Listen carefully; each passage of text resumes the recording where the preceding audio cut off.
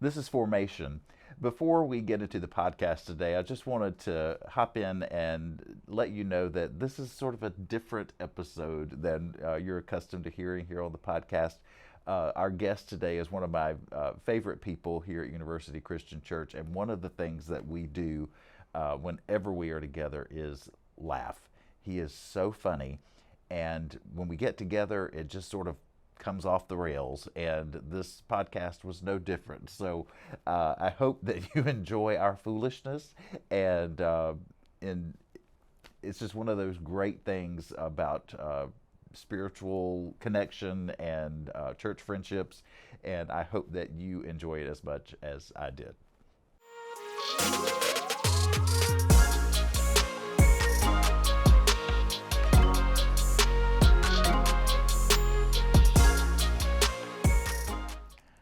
I'm Shannon Moore. This is Formation, a weekly podcast from University Christian Church in Fort Worth, Texas, where I just sit down with folks and talk about their faith background, their faith formation, and what it means to be a Christian in this world today. And I am happy to have with me today Rich Darr.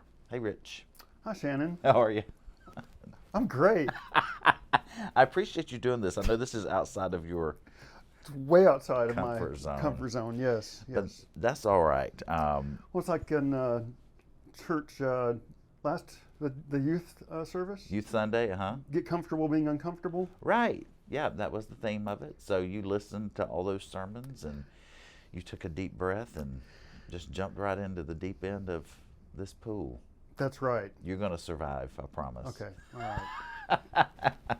Well, tell me a little bit about what your faith was like growing up. Like, did you go to church growing up, or what was that like? It was unusual because, unlike all my other friends, they would go to, a lot of them were Baptist or whatever. They'd go to church and they'd have a sanctuary. The church I went to didn't have a sanctuary. It's just a lot of animals and snakes and pigs and stuff. And What is that? I don't know what it was called. I think it was a cult.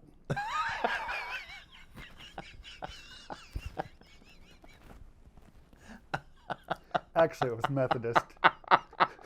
I went to a plain old boring Methodist Oh church. man, I was getting ready to turn this in for a Peabody. Like, tell me about this cult that you grew up in. Shoot. Now you were just a... I was going to take it a little further, but I figured I'd stop there. No, That's I great. grew up Methodist. Methodist. Yep, All right. yep, Here in Fort Worth? in or where? Garland. In Garland. Uh-huh. All right. And how was that for you? Were you a kid that liked church stuff? As far as I know, yeah. I don't remember ever throwing a fit saying I don't want to go to church. Keep me home or whatever. It was part of what you did. Yeah. Yeah. Exactly. Were you a camp kid and all Nope. that? Oh, I wasn't either. Why didn't you go to camp? I was terrified. I don't know. It's kind of like just wasn't my norm thing.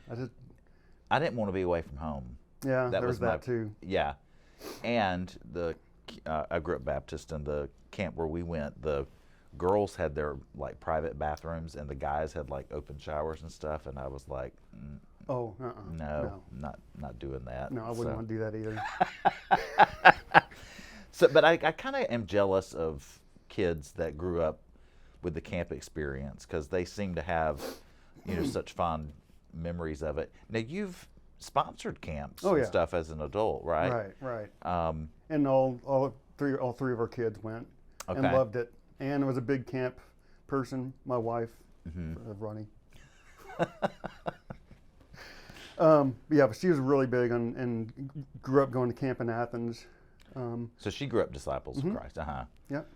And so that was important to her, and then by extension to your kids, and Exactly. and they all three enjoyed it and are like They did. big old camp kids. And I learned through them what camp was about. So I probably should not have been afraid of it when I was a kid because it was really kind of fun.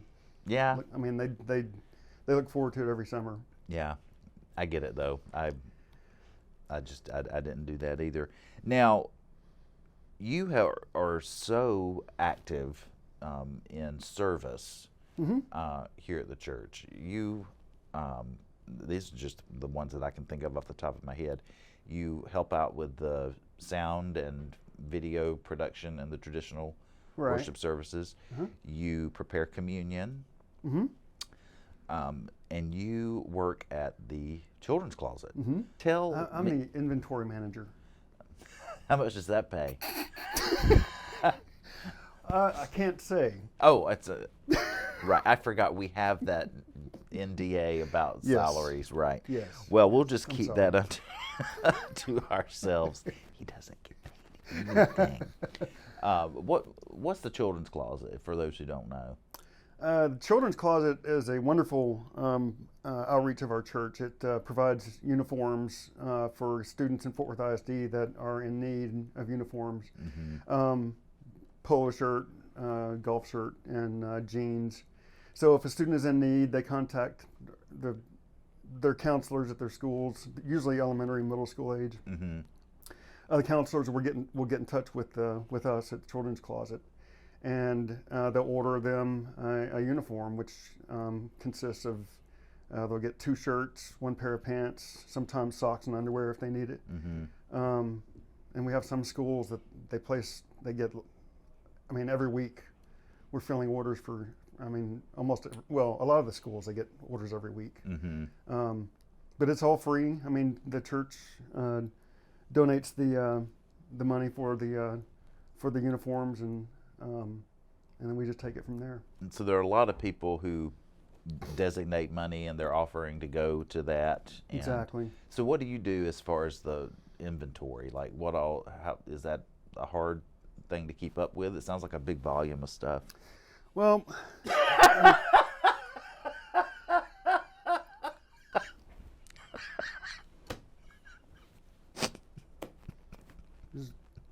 my volunteering in. No. Yeah, you're.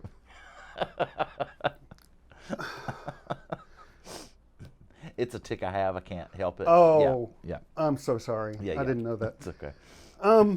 Well, usually it's kind of a complicated process.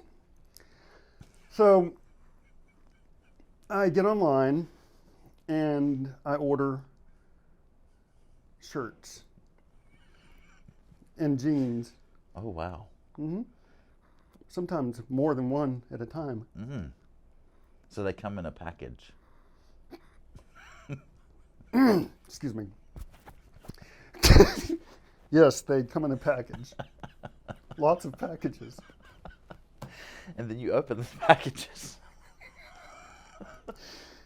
And then I count open them. the packages and I place the garment on the shelves. My Lord.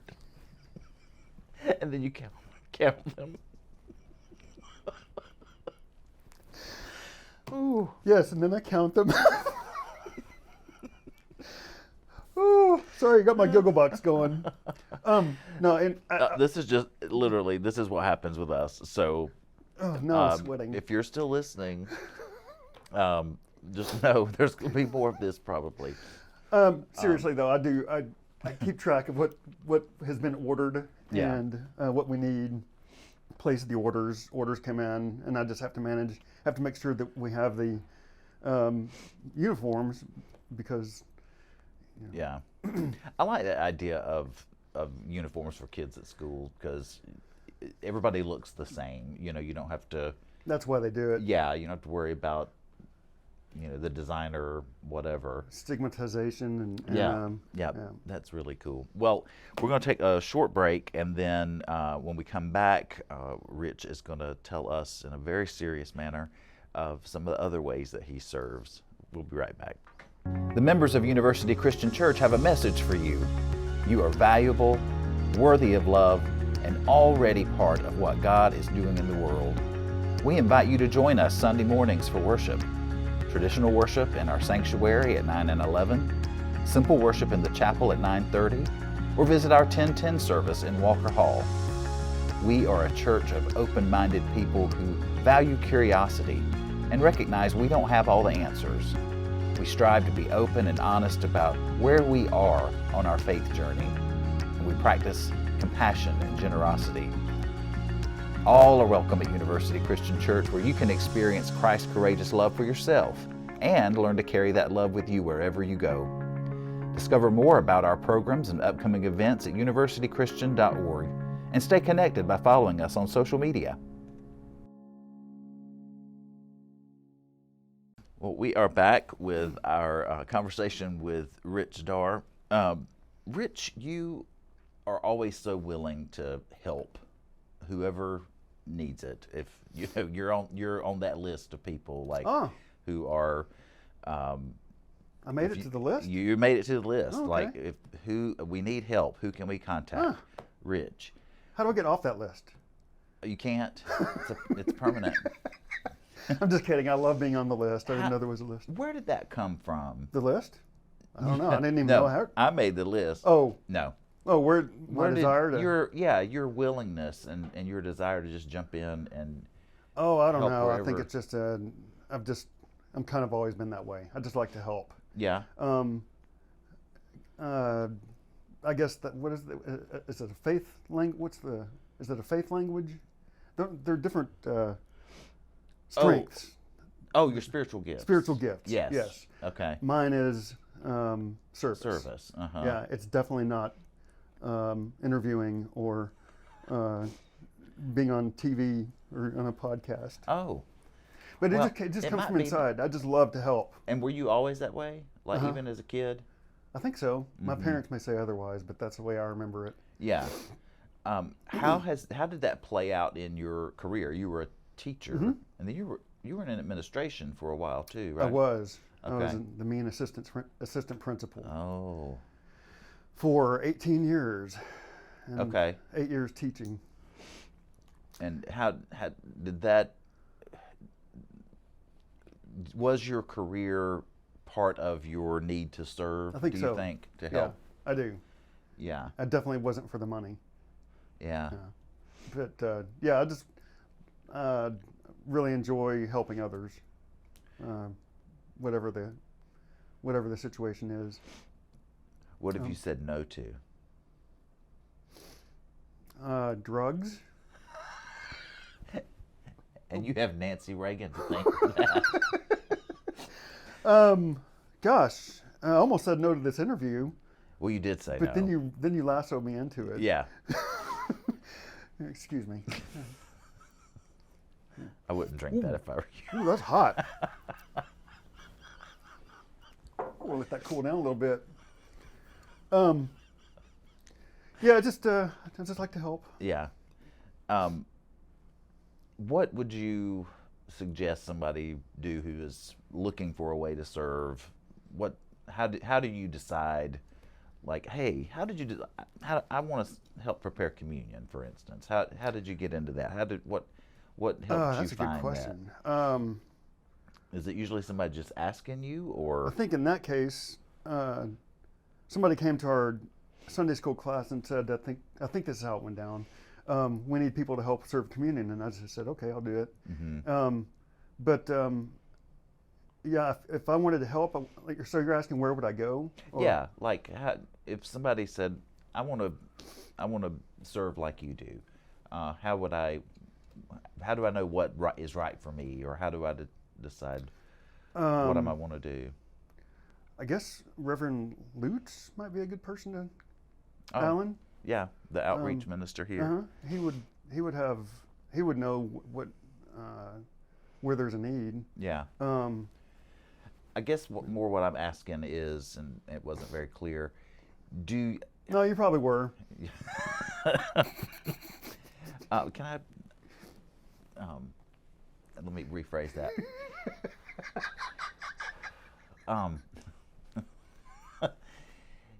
It helps, doesn't it? It does. It really does. Do you see service?